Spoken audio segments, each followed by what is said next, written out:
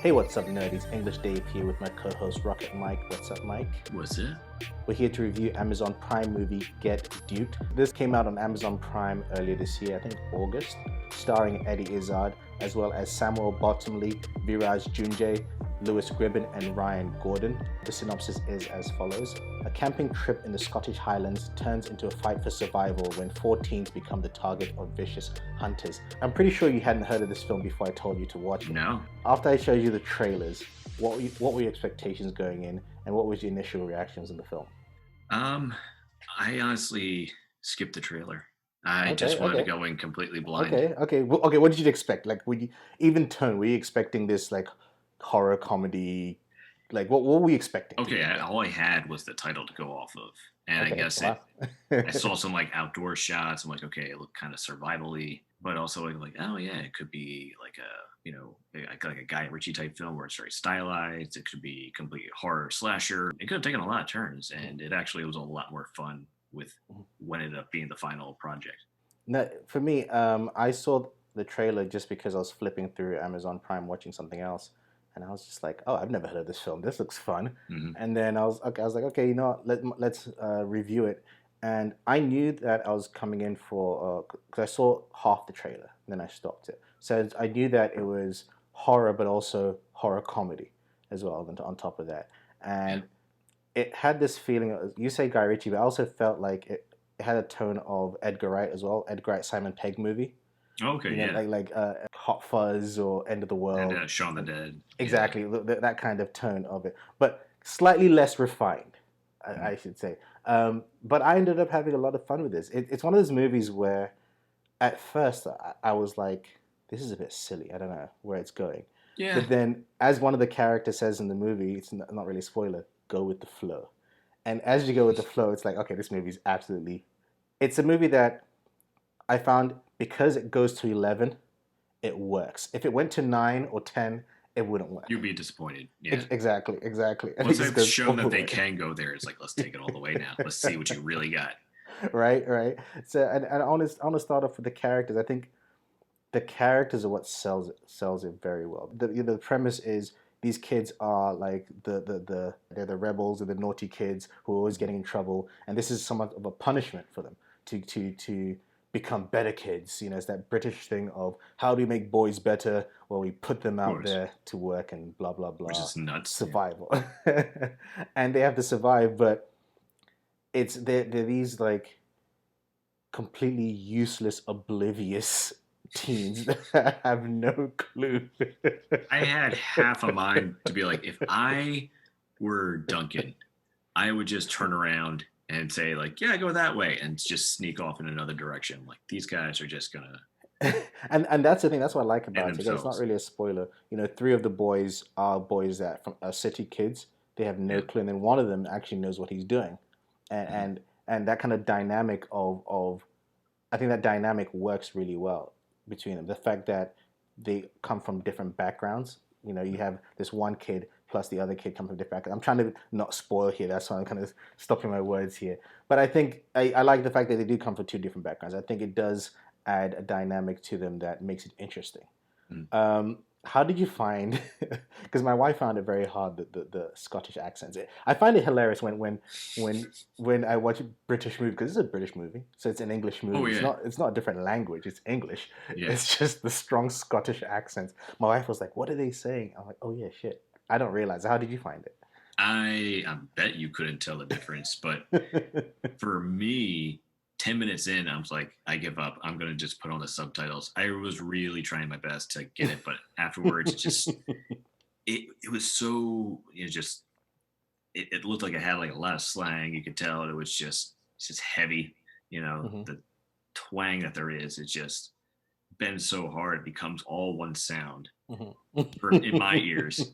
And so I'm like, I give up, it reminded me a little bit of Brad Pitt in, I forget the Snatch. Yeah, exactly. Snatch. Yeah. Yeah, with his Irish accent, of course. Yeah. But I also think like they exaggerated certain things for the comedy of it all because it's set in Scotland. I want to talk about the comedy. I think we touched on it earlier on. I think it's one of those movies where again, it works because they go full on in. And I think those who haven't seen it expect for it to go to 11, and it doesn't hold, and it just keeps on going. And you don't even think you know where 11 goes either. It, I could say that was one of the better twists at the end that I didn't see coming. And I was like, Yes. okay, I'll remember this one. Yeah. And I think that's the thing, right? I think because they commit to it, it helps, you kind of hit the nail on the head. It helps the movie stay fresh. Because you think you know where it's going, right? There's moments where you're thinking, okay, this is going to happen. And because it's not afraid to go to 11, it's able to be creative with certain places, certain elements that it touches on. Yeah. And you're just like, okay, this is ridiculous. But then by the time it gets full on ridiculous, you're already in. You're there with them. You're just like, all right, let's go. You put yourself kind of with probably more than likely the one kid who kind of it's there because he wants to be there. Yes, yes. And so now I'm feeling like I don't want to be around them either. And eventually it's like, oh, you kind of like found your place because they started accepting you, or like as the outsider, but you're also accepting them because you think, what good are you? And it wasn't until later on you see their value, which is something I guess they had to prove to themselves too.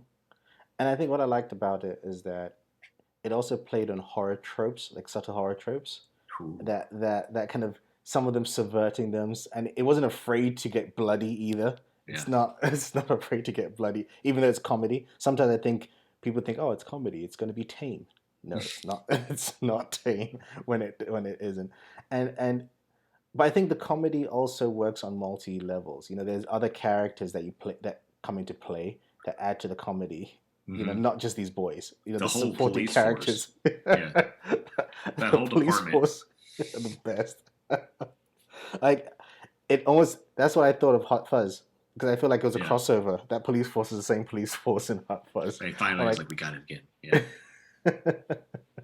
Oh my god, I can't wait to talk about spoil. I feel like this is a movie that's hard to talk about without spoiling it. It's so hard because it's all based on the circumstances and the quest really that they're in. So it's everything's a detail, everything's a spoiler. There's nothing really much to say or about specifically without giving anything.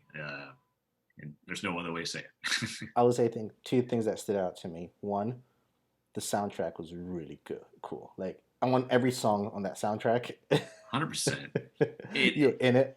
Baby Driver vibes a little bit. Right. You're really in that soundtrack, and the editing. There's one scene where characters just get super high, and the way it's visualized. Oh, this is really cool. Oh, there you go. I was like, this is really just cool. Start with that, yeah. They did some really cool effects. Effects that aren't really necessarily crazy and spectacular, but it's just the way it's creatably used.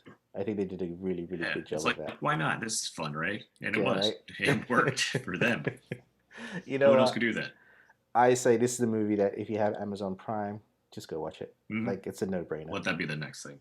Watch it. Also, if you're watching it, be aware that it gets silly, but not in the stupid kind, in the fun kind. But once you get it, you're like, okay, because it might take a second. Your mileage may vary. It might take a second if you don't know what to expect, but just keep going with it because it pays off.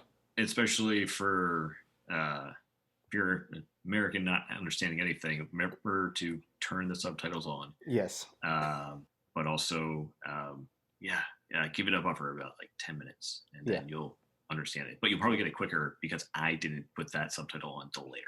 This is true. Just did it right away. This is true. Well, now we're going to talk some brief spoilers, which is probably going to be me just recapping my favorite jokes of the movie because it's absolutely hilarious. So if you don't want to know spoilers, turn away now, go watch that movie, then come back once you've seen it. Oh my God, Mike, when we the farmers, DJ Beetroot. Wow. You were ready to like have him like punch him off of his tractor. I like that whole setup of the farmer because you think that he's going to like hate them or whatever, and then he takes the CD. He's like, "What is this nonsense?" And then later on, he's actually listening to it. They're depending on him, save my life, and he's just like, "Damn, this is actually really good." This is actually good. Reciting, but what I love about that is that it was just before that he had that moment where his friend is like, "Yeah, man, that name is not a good name," and he just really felt down, like Yeah. His friend said, "Can you imagine people shouting that name, Beetroot, Beetroot. Beetroot?" But then when he gets that moment with the farmers, then they're shouting, "Beetroot, Redemption. Beetroot." It was great because you were there with him too. You were like, Yeah. You're "Yeah." like, we did not think this was going to happen. No one could have seen this coming. Not at all. Not at Just all. having a barn full of farmers just shouting your name. It's like, you're in another dimension right now. And Seriously. it's working. I didn't think that was real. I'm like, he's in a dream, or Yes. it's a fantasy of his that he's always wanted. Just to escape this terror that's constantly following him. He went to this place in his mind because he's Right. having It's a just like, breakdown or something. and what I like about that too, it's like, and the movie has some subtle, like subtext, right? In terms of Oh, there's nuance in the subtext. When the police think it's terrorists, and they're like, "Oh my God, there's 20 hooded black guys," and then the irony is that the drug dealers are these old white farmers, mm. And I thought that it's touched on something there, and I also like the idea that the drugs were the rabbit poop. Oh, Because when right. the kid eats the rabbit poop earlier on, you're like, "Oh, that's stupid." So you think he's tripping on the drugs, Mm-hmm. not the rabbit poop. And I was like, that's smart. Talk about out of nowhere, though. When he I kills mean, the it made teacher, sense the way they made it. It's like, yeah, they eat the shrooms, and right? then that's just nonsense. I'm like, oh yeah, it just makes it stronger the way they And pass it. that did a good job of making this place feel lived in, because there's little stories. Like you get that there's a whole story behind the rabbit poop drug trade with these old Yeah, people. it's like, oh, But this is then history. Yeah. but then there's the whole story of the bread thief, right? Oh Which yeah, is you didn't think that was real either, and it's like, no, they keep coming back to this. This is and it was a that big deal, monologue right? that the cop had, Oh, it's which the best. it's just like there are babies who've never even seen a baguette. The ducks are going mental. The farmers are going, but the way she explains it, it makes sense of the ramifications of what happens when there's a bread thief in town. Yeah, I didn't know. Like, oh man, no, Like, this oh guy's shit, making some dents right? It's like, oh shit, there's some real shit going on. of what you're usually used to. Wow. And then I was trying to figure out how they were going to justify the fact that they killed the leader or scout leader or whoever he That was. was one. I'm like, this kid, that's a big hole right I there. was How are you going like, to patch this up? oh shit. I didn't think that was going to happen either. I was like, maybe there's no death in this after all. What? And when he's like fixing his face, what are you doing? I'm trying to make him look sad, so it looks like So it's suicide. pause. I lost it. Completely lost it there. But when he's just like, well, this is an island. Eventually, it'll fall off the edge. Yeah, he's like, let's go off. Just go off. That slow realization did have like a Monty Python like vibe to it too. It's they just letting that go, and then you just see it roll the other way. Just completely, just like, Yeah. shit. Fuck it. I thought this movie was absolutely hilarious. I have a whole page of notes. I don't want to waste time just reading because I'm just going to just read out all the funniest things.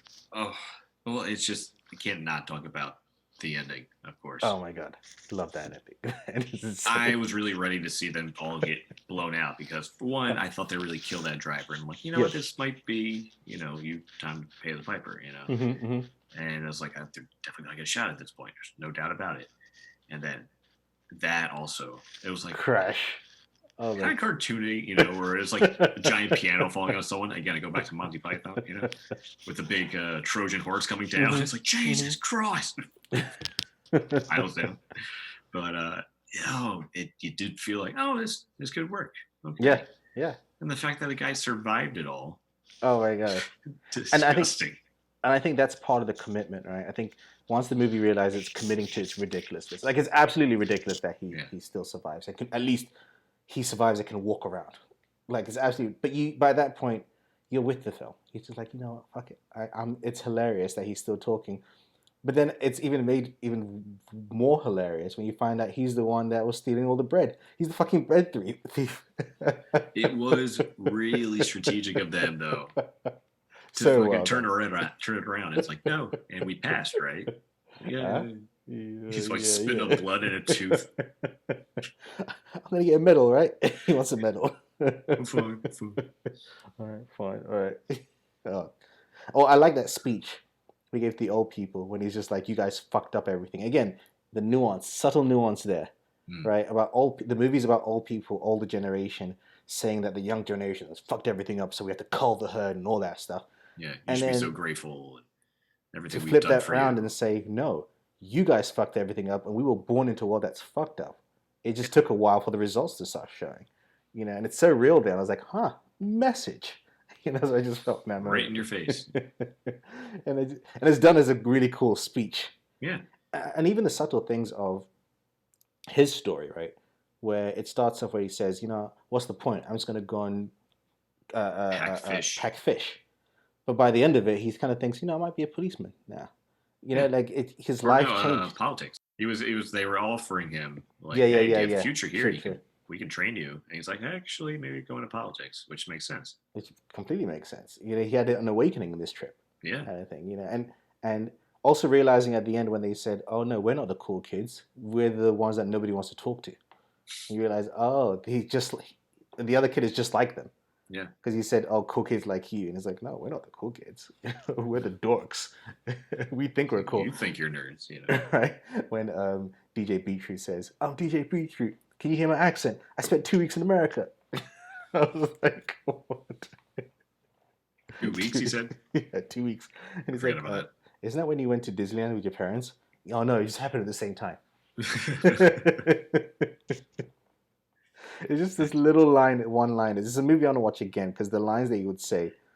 I think hilarious. It is because, like, again, I was losing some of it in translation. So, oh man, I got to go back and watch it again. So I'm sure there'd be a lot more I would pick up. Yeah. No, I thought it was absolutely hilarious. Yeah, I'm excited to watch this movie again. Those of you who have seen it, if you're listening to this point, clearly you've seen the movie. Let us know your thoughts. Do you find it as hilarious as we did? Could you understand what they were saying? Did you need subtitles? Let us know. Find us on social media at The Nerdy Bunch. Check out some of our other reviews. Thank you, Rocket Mike. Thank you, English Dave. My name is English Dave. Thank you guys for listening. This has been a Nerdy Bunch review for Get Duked, which can be found right now on Amazon Prime. And as always, Mike. Keep it nerdy. Keep it nerdy. Peace.